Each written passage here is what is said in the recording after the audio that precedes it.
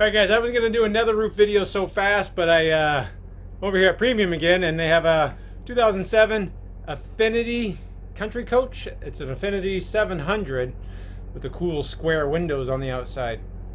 And I don't think I've done a Country Coach. And I know a lot of the guys that watch these really like those Country Coaches. They follow Brian's RV videos and Andrew Steele, so let's go ahead and take a look at this roof, because we might see some things you might see on yours. I'm gonna go ahead and climb on the ladder. You can see this paint. It's a cool color change paint. It's always fun to look at that. So this is 2007. This is pretty much the height of Country Coach, I think, right before the collapse in 2008-ish. So this is a gel coat fiberglass roof. Whole cap is fiberglass. And of course they bodywork it into the fiberglass roof. But what you might notice over all the years, looks like some of that bodywork cracked a little bit, and so they went ahead and put some Eternal Bond. Kind of make out a little crack right there, and it's not vital, but I don't know if you can see that Eternal Bond. It's starting to show its age too. So Eternal may not be exactly how long it lasts, but it is doing its job. I'm sure somebody hit something there at some point. That always happens, so they went over the top with some Eternal Bond. That's doing its job. I'm fine with it. But you can see they fiberglass the rear cap right into the roof, so it's seamless. There's a radius right there. They're just using silicone to cap off the side molding where the roof meets the sidewall. Again, this is just an awning balance panel. That's aluminum. We'll check that. This is all just going to be Dicor, self-leveling acrylic. So you can go with Sikaflex, Extreme, Alpha. Very, very similar products. Just do not use Newflex. Now, if we take a look at this slide-out topper over here, the telltale seams are separating right there, and that slat might be falling out of that slide-out topper, loosening up the fabric up there. We'll make note of that. There's this cap seal to keep water from going behind this topper right here. It's not vital, it's not weatherproofing, it's just to help redirect water. They're just using urethane on that, and they did a good job putting tape down and made a nice pretty bead on that. Now, on my last video I talked about these Coleman roof ACs with the big fan. It seemed to be having issues. So no, this one has 3 ACs, and if you look at the other two, those are the new style ones. So it might be safe to say this one might be the next one that'll have to be replaced. Just something to be aware of. And I don't know if you can see this texture. I don't know for sure if that is factory. It's going to be hard for me to say, because I would guess somebody added a layer on top, because you can see the sealant right there. They did roll on top of it, so you can see the texture on top of the sealant. I'm not completely confident that this is factory. I would guess that it's not. But it stuck really well. They did a good job. It gives a little bit of traction too.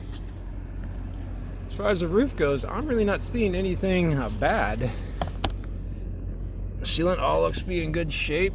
The skylight here is in great shape. The 3 sewer vents are good.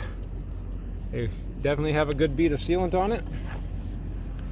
Go to this fantastic vent all the way around. Don't see anything wrong with that. Now these boxed awnings, I actually did already check those out. The fabric on this one's a little bit damaged. We go over to the side here.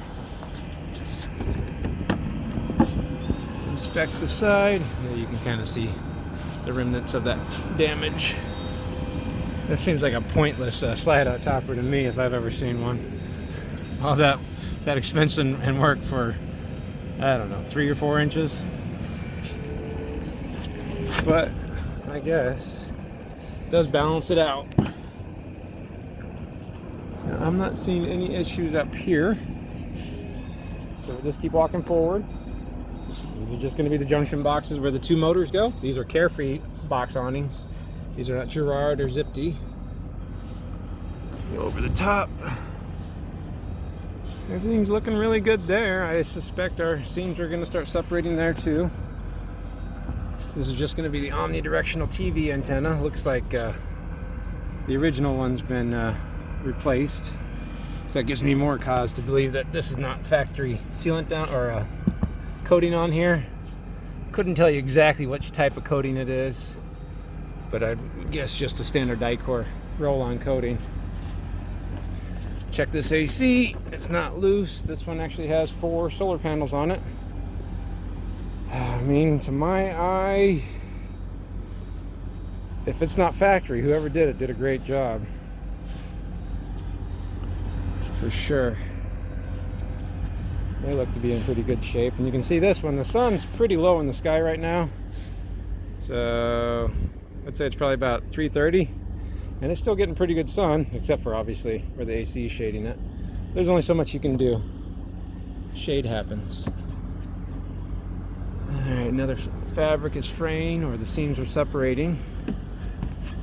Sealant looks fine. And again, the water can get out from under here just fine.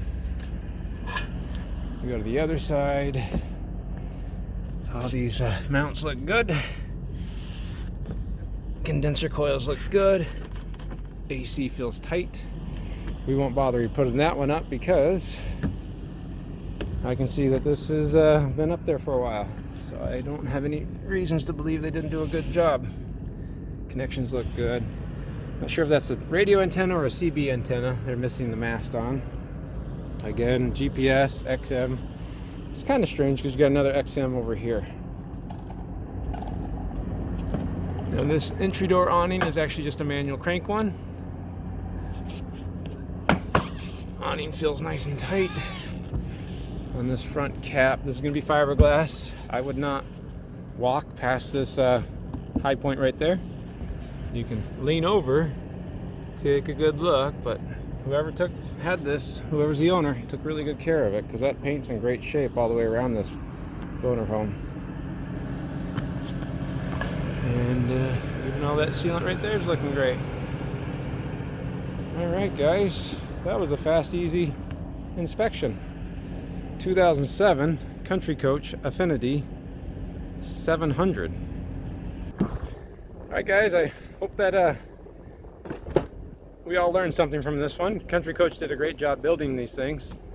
So I didn't see any issues with any of the factory installations. Sealant looks great. The only thing that's kind of questionable is going to be the awning fabrics, but this is 14 years old now. They don't last forever. And although, you know, I don't like Eternabond, they used it in the right application for this one. There's absolutely no reason to put that time and money into body working. A little bit of stress cracks on fiberglass that you'll never, ever, ever see. That's exactly what I would have done and recommended. Good job, guys. And well, I hope that you guys enjoyed that. Thanks a lot for watching. 2007 Country Coach Affinity 700. Likely just using Dicor on the roof and 100% silicone on the sidewalls there. Bye, guys.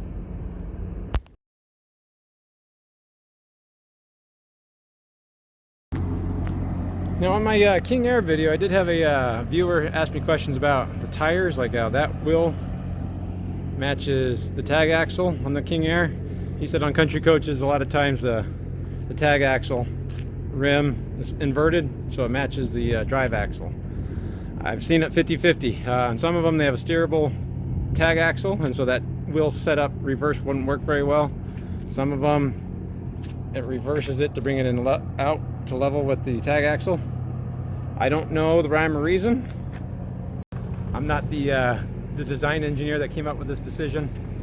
Some of them have lifting tag axles, some of them just have tag axles that release the pressure on them. So steerable lifting axles might be the issue, but that's about the best as I know. What do I know?